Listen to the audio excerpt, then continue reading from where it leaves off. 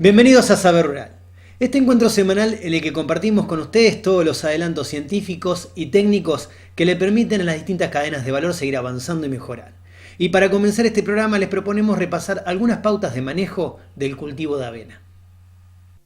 Con el aumento de los rindes agrícolas, la ganadería registró un reordenamiento, afectando la producción de cultivos asociados a la cría del ganado, como la avena. Sin embargo, con la recomposición de la ganadería, el cultivo ha recuperado superficies. Más o menos conserva el espacio que se le venía dando, excepto esos años donde el trigo realmente se sembró muy poquito, que aumentó un poco la superficie sembrada de avena. Pero bueno, en la zona nuestra los productores que hacen avena lo hacen por ahí con un planteo forrajero, la obtención de grano para el uso de semilla y en menor proporción, pero no menos importante, un área destinada a la industria que bueno, en la región algunas producciones están destinadas directamente a la industria con contratos, así que siempre hay fluctuaciones. Este año, por ejemplo, la industria se quejaba de que no tenía una cantidad importante de materia prima, digamos, como consecuencia de una menor siembra del año anterior y de un 2016 donde la producción fue baja también. Pero bueno, sigue inserta en el planteo, digamos, de los productores de la región y además en algunos lugares ocupando un nuevo lugar que es el de cultivo de cobertura, que bueno, no es menos interesante.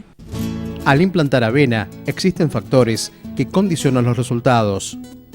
Para lograr la eficiencia, es importante contemplar los cultivos antecesores, la preparación del lote, las malezas existentes y la operación de siembra.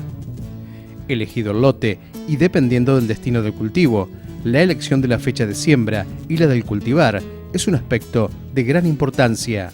Una cuestión es la elección del cultivar, digamos, en función de cuál sea el objetivo de la siembra, que eso tratamos de remarcarlo porque afortunadamente hay una buena cantidad de cultivares. En alguna época se manejaban 2 o 3, ahora tenemos una oferta bastante mayor.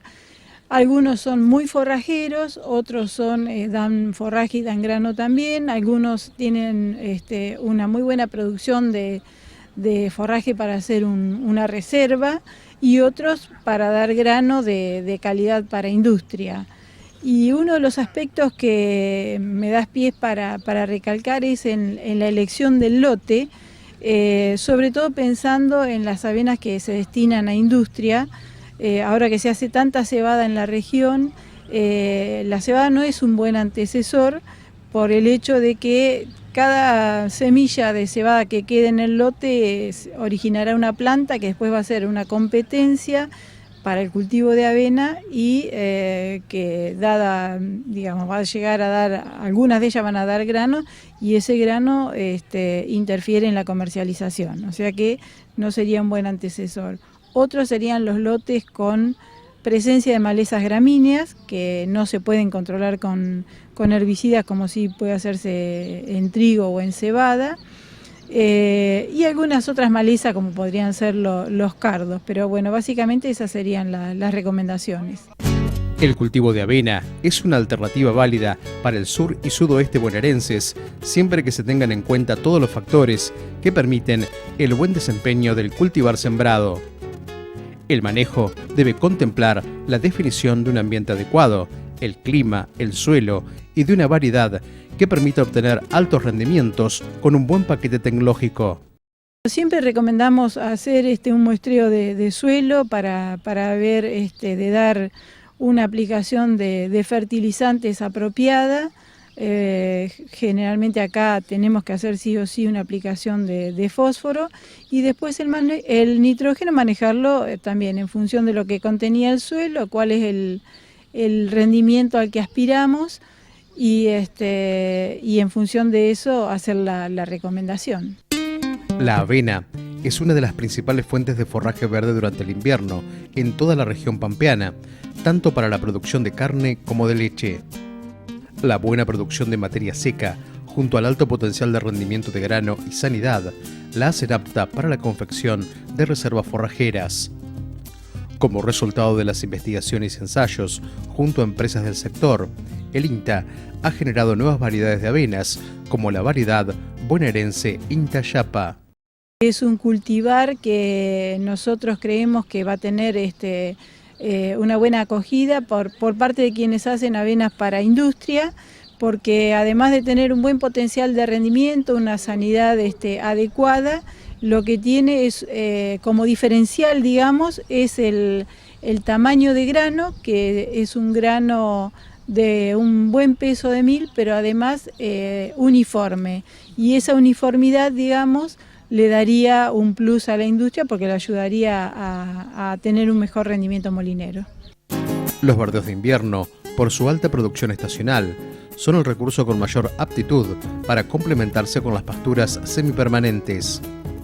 Un aspecto importante del uso de la cebada forrajera es la correcta elección de la especie y cultivar, contemplando las condiciones edáficas y climáticas de la zona y del establecimiento, dado que existe una amplia gama de posibilidades para su uso ganadero.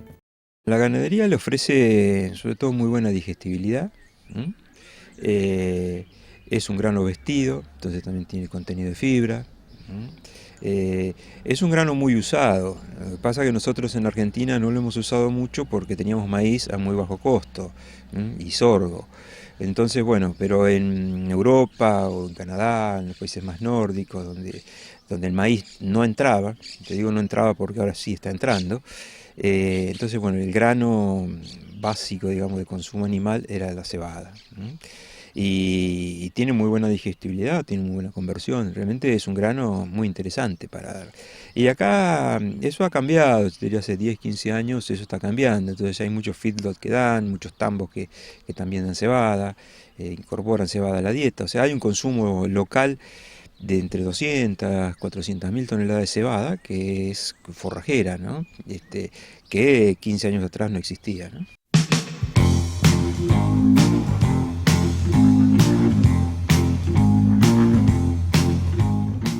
Después de ver cómo se puede mejorar la producción de avena a partir del manejo y conocer las novedades que la ciencia está generando para este cultivo, les proponemos hacer una pequeña pausa. No se vayan porque en nuestro próximo bloque les vamos a contar cómo afecta el cambio climático a la producción agropecuaria.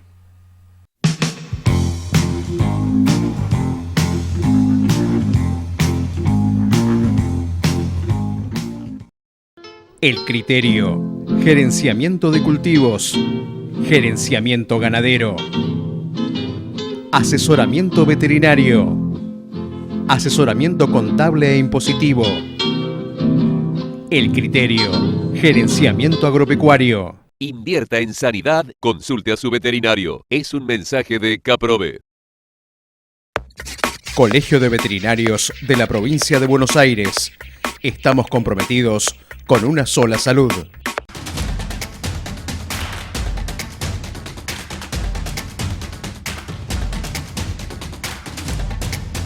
Hormitec, premoldeados de hormigón. Circumvent PCVM. Es en Argentina la primera vacuna con doble protección lista para su uso, contra la circovirosis y contra la neumonía en zoótica.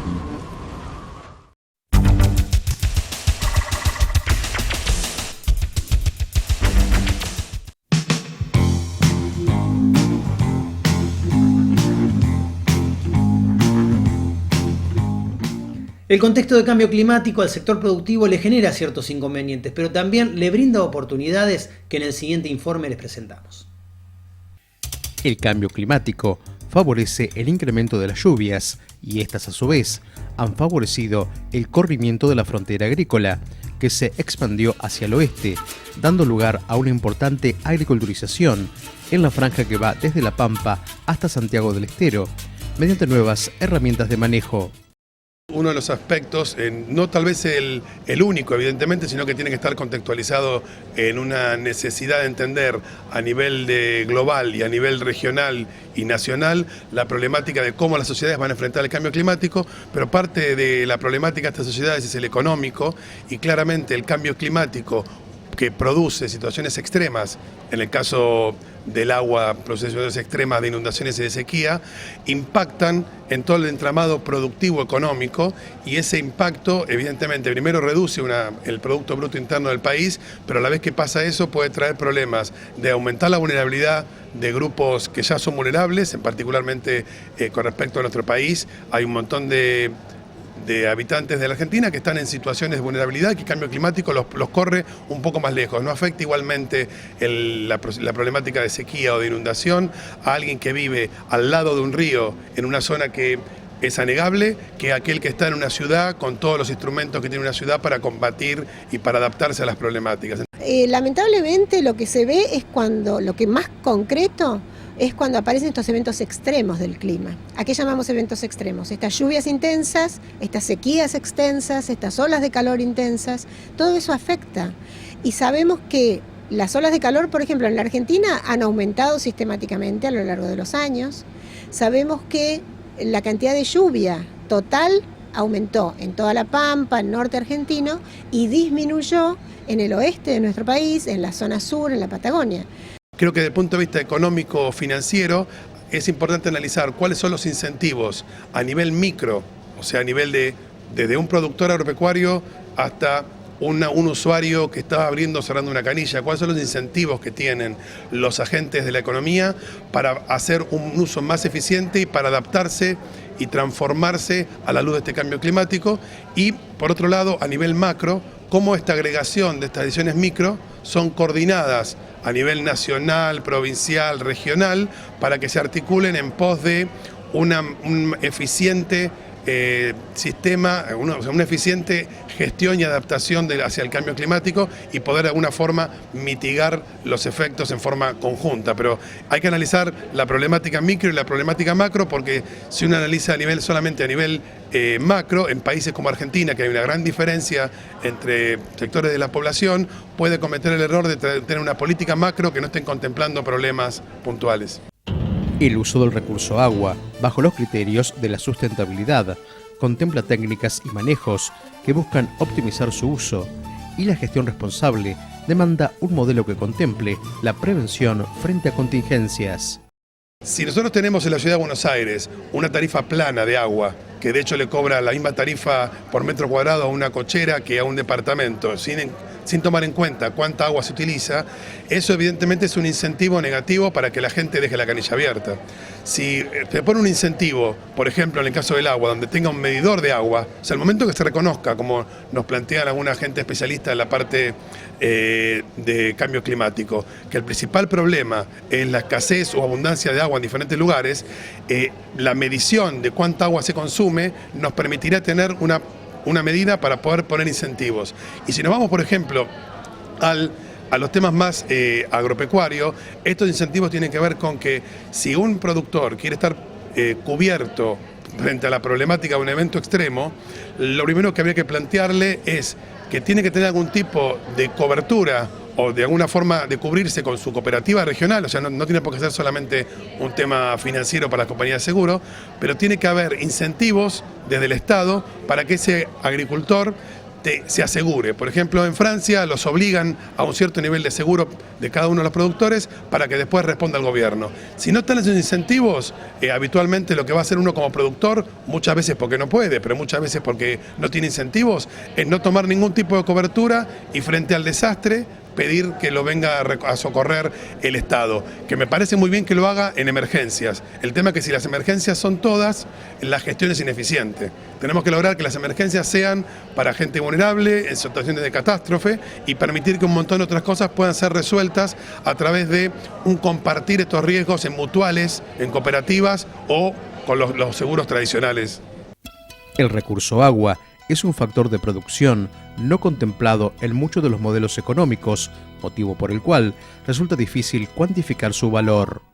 Hay un problema económico desde el punto de vista de cómo al no tener un precio marginal, o sea, un tema más técnico, al no poder incluir el agua, no tener incluido el agua en muchos modelos de producción y no tener incluido también no solamente el agua como insumo donde la consigo, sino también cómo perjudico cuando tengo el efluente, ¿no? Al no incluir muchas veces eso, más allá que Argentina tenemos una ley también vinculada con la parte ambiental y todo, pero todavía está en sus comienzos, creo que el cuantificar y el incluir en los modelos económicos el recurso como un factor el recurso agua como un factor de producción y a su vez incluir en los modelos no solamente hablar del beneficio de la empresa, sino restarle a ese beneficio el impacto negativo ambiental que produce, estas dos partes, incluidos los modelos tradicionales de evaluación de empresas y de evaluación de negocios, es lo que nos va a permitir hacia adelante construir a nivel sociedad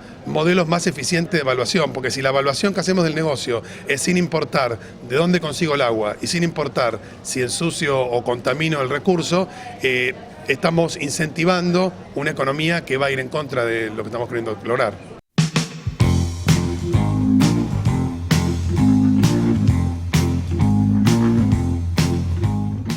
Hacemos una breve pausa, no se vayan que enseguida volvemos con mucho más Saber Rural.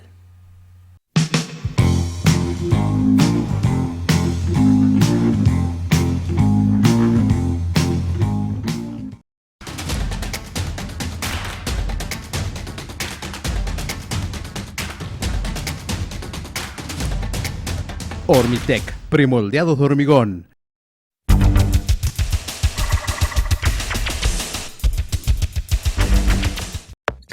Colegio de Veterinarios de la Provincia de Buenos Aires. Estamos comprometidos con una sola salud. Invierta en sanidad, consulte a su veterinario. Es un mensaje de Caprove. El Criterio. Gerenciamiento de cultivos. Gerenciamiento ganadero.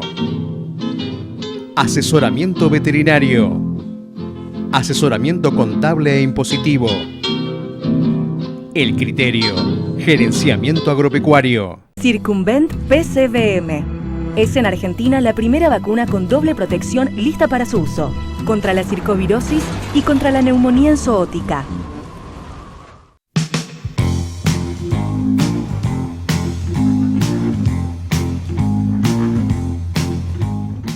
El bienestar animal es un aspecto clave para la calidad de vida de los animales, pero también para la mejora productiva. Y en el siguiente informe les contamos por qué.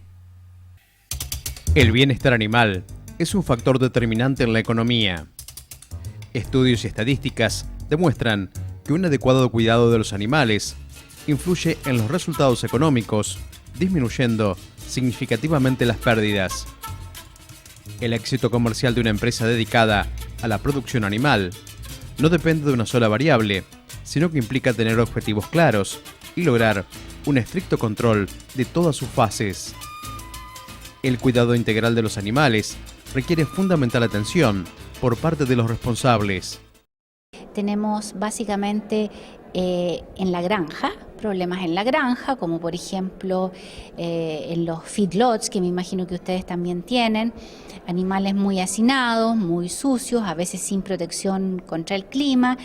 En otros casos tenemos los animales a nivel de pradera, que también pueden sufrir algunos problemas, ya sean con predadores o con también escasez de alimento. En muchos casos eso es típico de nuestros países latinoamericanos.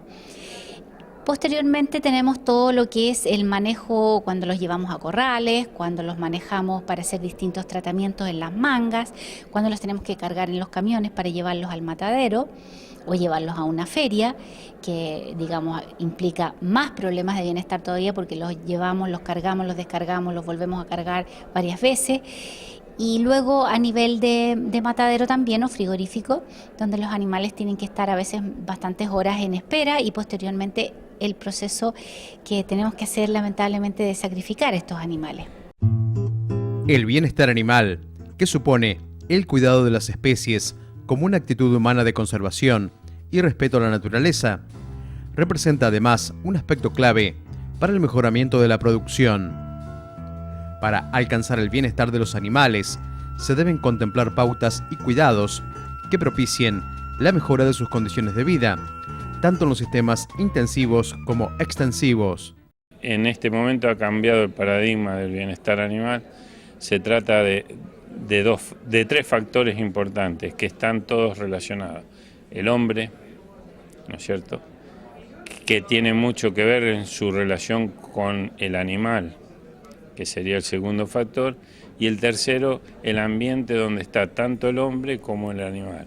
Entonces las tres cuestiones relacionadas con el bienestar animal son esos que interactúan entre sí, y esto es lo que causa, digamos, inconveniente, porque el hombre, digamos, tiene tanto en la parte salud, psíquico, físico, ¿no es cierto?, interviene con los mismos aspectos biológicos del animal, y el ambiente que, bueno, es muy cambiante, el clima, ¿no es cierto?, las cuestiones relacionadas con los factores no solo de la cama, del cuidado, de la alimentación, que están dentro de ese ambiente.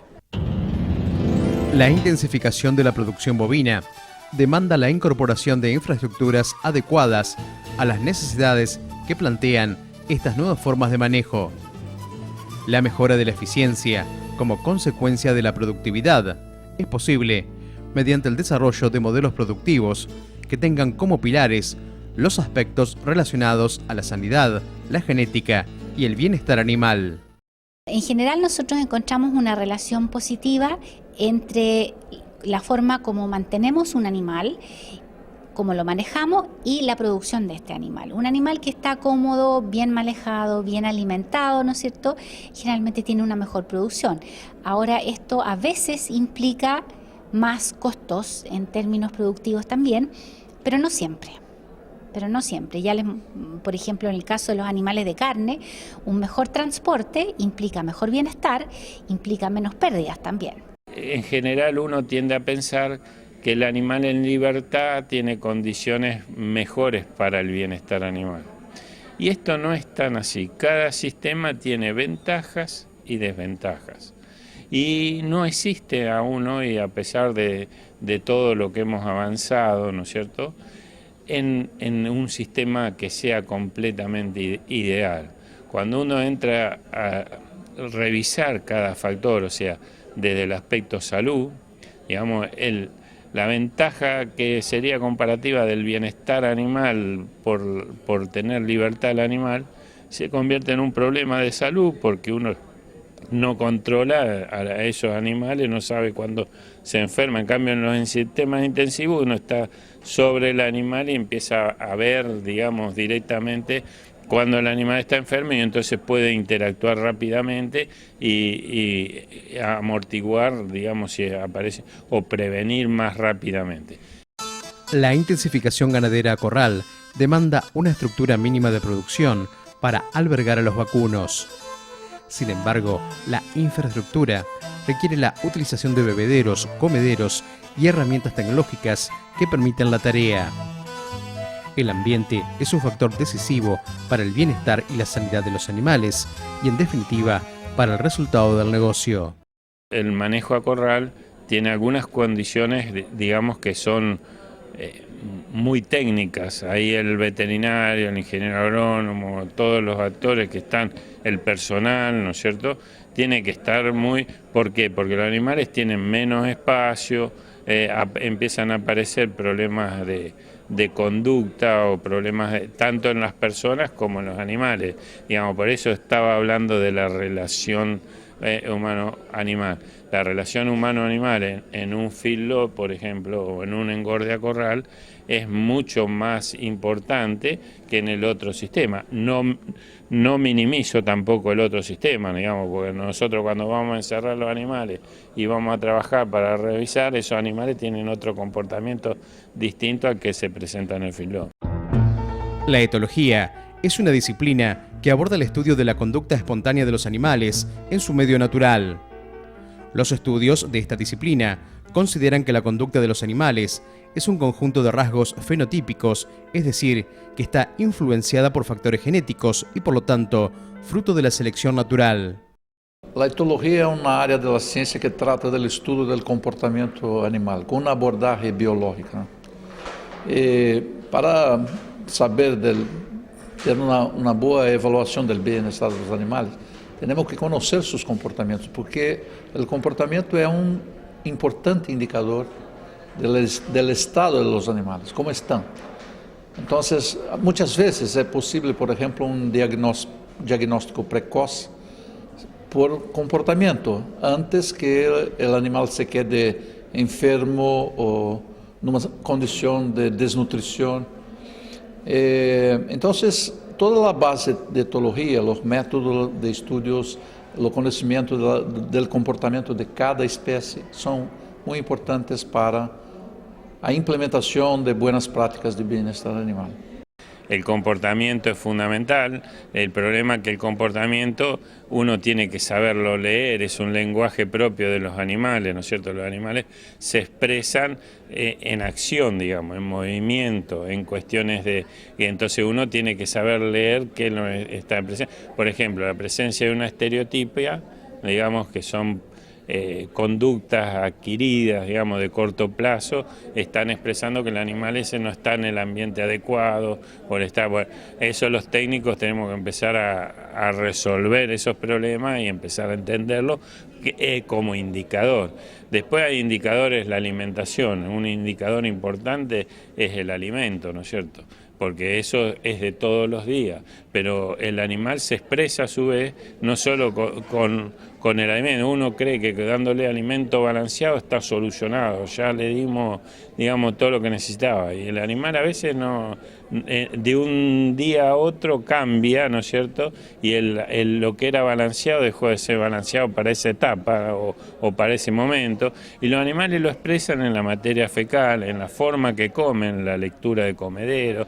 Bueno, hay una serie de cuestiones técnicas que son muy delicadas y que son de momento, ¿no es cierto? Todos los días hay digamos, un lenguaje de los animales que se expresa.